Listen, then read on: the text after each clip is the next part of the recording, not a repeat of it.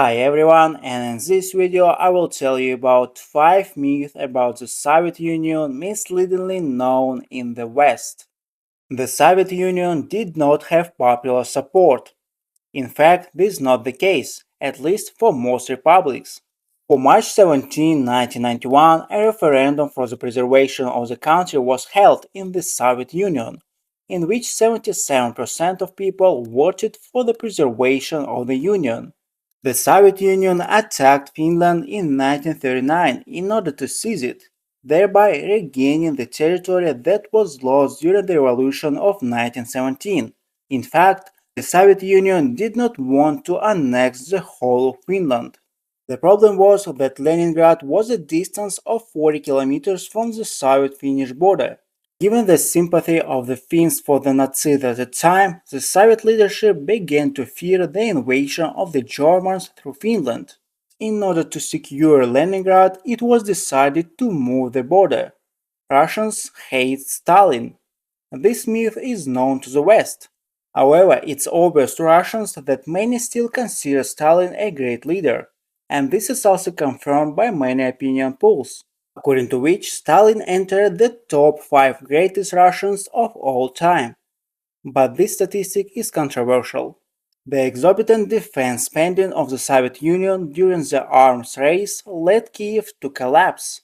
This myth arose after the scandalous statements of Gorbachev and the Army General Lobov, who stated that the military expenditures of the USSR amount to one-third or even more of GDP, which would correspond to the amount of 260 billion rubles. However, these words were unfounded, because according to the estimates of other departments, the results were much less.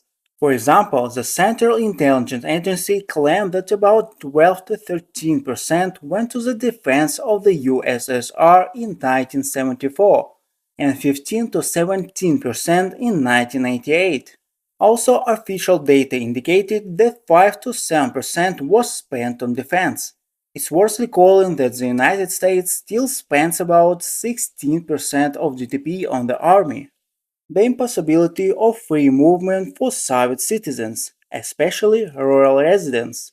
Also, this myth is popular in the West, who equate Soviet collective farms with actually serfdom. In the 1920s and 30s, the country was going through a historical transition from an agrarian to an industrial society.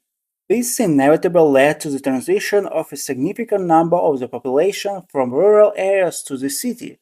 In an effort to register and regulate this process, the authorities introduced the institution of local registration and a passport system. This system operated in cities and working-class towns, but did not cover the countryside. Passports in rural areas were introduced only in the 70s.